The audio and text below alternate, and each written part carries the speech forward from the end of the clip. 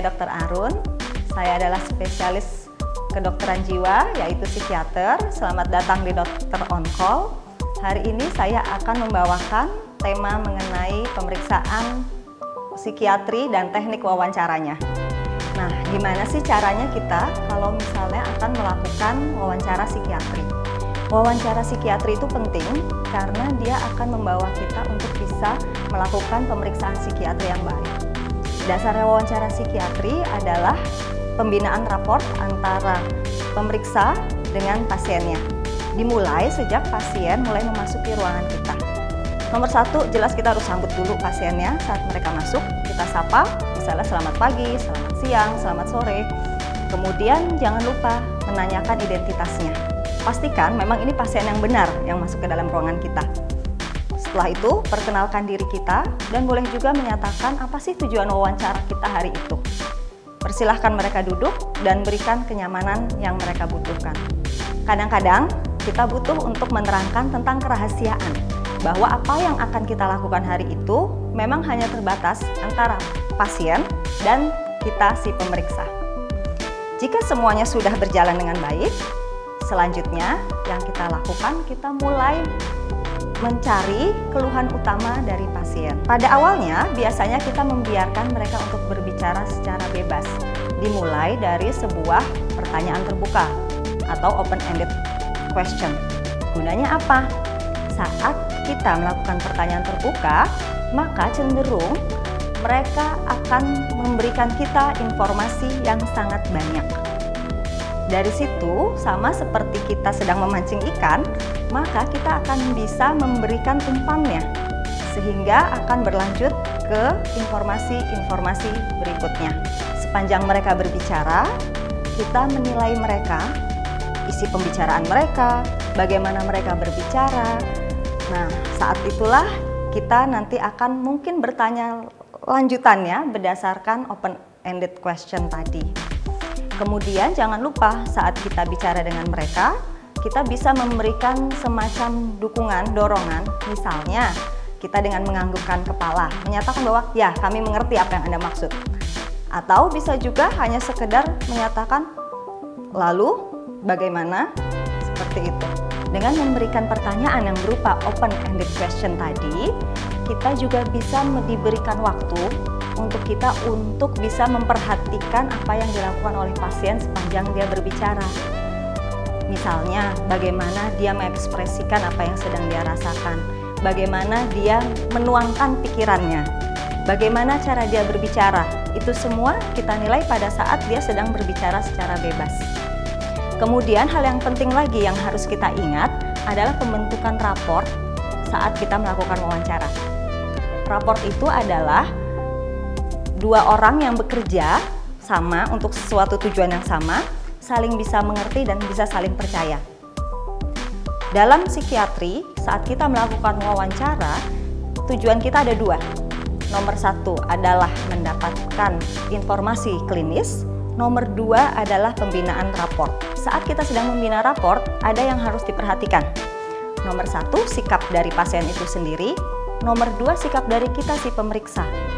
Yang ketiga adalah gunakan kata-kata yang mudah, yang simple, yang pasien pun dapat mengerti. Contohnya, kalau misalnya pasien itu sedang menyatakan tentang galaunya dia, bagaimana perasaan dia, maka ingat bagaimana cara kita bersikap saat kita menghadapi apa yang sedang dikeluhkan oleh pasien. Misalnya kita mau menunjukkan, oke, saya mengerti yang Anda maksud. Bisa saja kita cukup hanya dengan mengangguk seperti ini. Oke, saya ngerti. Misalnya seperti itu. Bisa juga kita memberikan senyum, seakan-akan memberikan persetujuan. Oke, silahkan Bapak lanjutkan. Saya mengerti apa yang Bapak maksud. Itu harus kita ingat bahwa tidak hanya sekedar memperhatikan dari pasiennya, tapi juga harus mengingat gestur apa yang kita tampilkan di depan pasien, sehingga pasien nyaman dan raportnya pun terbentuk. Setelah masalah mengenai raport, jangan lupa mengenai boundaries. Boundaries itu adalah batasan kalau dalam bahasa Indonesia. Artinya apa? Artinya, seberapapun kita melakukan wawancara, serileks apapun kita, dan seberapapun kita menganggap pasien itu setara dengan kita, Tetapi jangan dilupakan posisi kita sebagai dokter dan pasien. Itulah yang dimaksud dengan boundaries. Tujuan asal dari sebuah wawancara adalah penggalian informasi, sehingga ada beberapa cara yang membuat kita mampu menggali lebih banyak informasi dari si pasien. Contohnya adalah yaitu bentuk bahasa nonverbal. Seperti yang tadi saya sudah sampaikan, bisa saja berbentuk anggukan atau senyuman. Bisa juga itu hanya berbentuk seperti silabel. Silabel itu berarti seperti suku kata. Kita hanya menyatakan oke, artinya oke, saya mengerti maksud kamu apa. Misalnya seperti itu. Atau hanya mengatakan artinya apa? Saya ngerti maksud kamu begini ya. Kira-kira seperti itu. Bisa juga kita memang melakukannya secara direct, secara langsung. Sebenarnya apa Pak yang Bapak maksud? Kira-kira bagaimana yang Bapak maksudkan tadi barusan? Misalnya seperti itu pertanyaannya. Bisa juga kita misalnya setelah kita mungkin wawancara berapa lama, kita ingin mengembalikan ke topik yang sebelumnya. Kita bisa, oke Bapak, tadi Bapak menyatakan bla bla bla bla bla. Bagaimana Pak perasaan Bapak tentang mengenai yang tadi Bapak ceritakan kepada saya? Misalnya seperti itu. Atau bisa juga kita menggunakan teknik yang lain. Untuk menggali informasi, bisa juga kita menggunakan kata terakhir yang dipakai oleh pasien itu sendiri. Contoh, misalnya pasiennya menyatakan, "Dok, rasanya saya sedih banget, saya pengen mati aja." Misalnya seperti itu. Kita bisa misalnya menggunakan kata mati, kita bertanya seperti itu. Artinya apa? Artinya kita ingin dia untuk tolong utarakan lebih lanjut apa yang kamu maksud dengan itu. Apakah ini mati benar-benar bunuh diri maksud kamu? Misalnya seperti itu. Cara lain adalah kita meminta langsung informasi mengenai sesuatu. Misalnya, oke Bapak, bisakah Bapak menceritakan kepada saya keinginan mati yang Bapak rasakan itu seperti apa? Itu adalah cara yang lainnya. Sepanjang wawancara, jangan lupa untuk melakukan reassurance, yaitu kita meyakinkan bahwa Bapak aman bersama kita, Ibu aman bersama kita, kira-kira seperti itu. Sehingga pasien itu datang ke kita tidak hanya sekedar bercerita, tapi hanya dengan cara kita bersikap terhadap mereka sudah membuat mereka nyaman, aman, dan raportnya akan terbina dengan baik. Sehingga dua hal yang kita targetkan di awal, yaitu mendapatkan informasi klinis, yang kedua mendapatkan raport, semuanya akan tercapai. Setelah dari wawancara, yang tadi kita lakukan dari awal itu, kita bisa mengisi pemeriksaan psikiatri.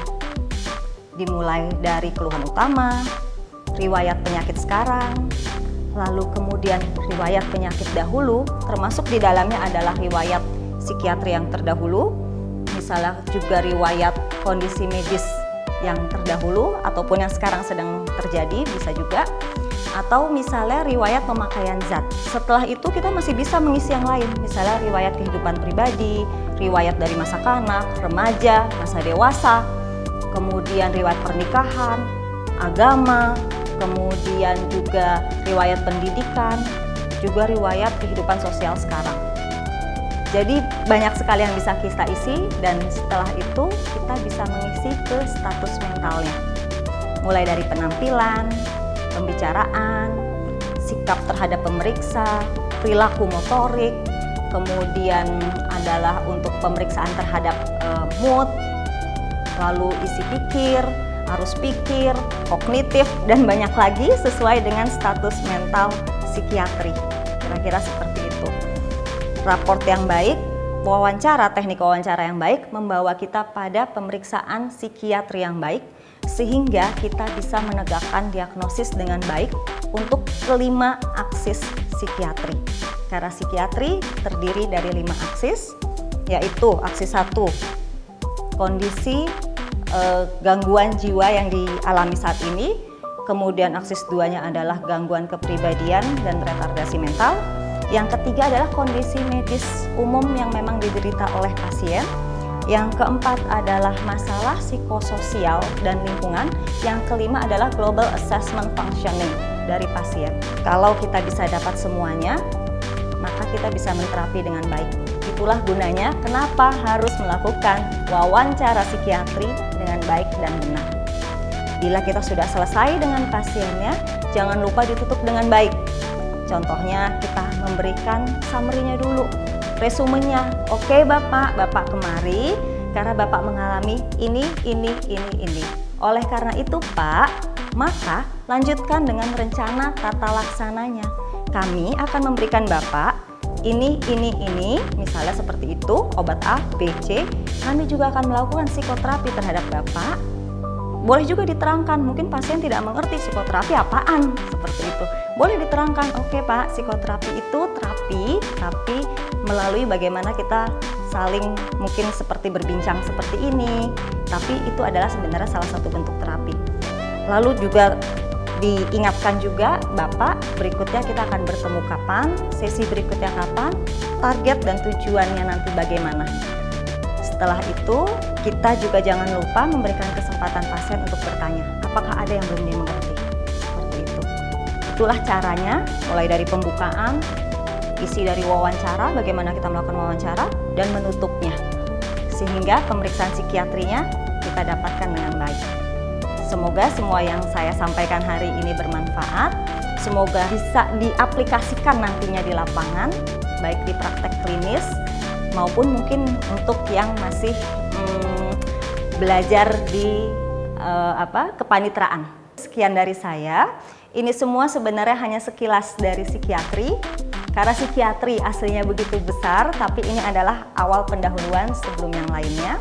Kalau memang nanti ada pertanyaan, silahkan komen di bawah.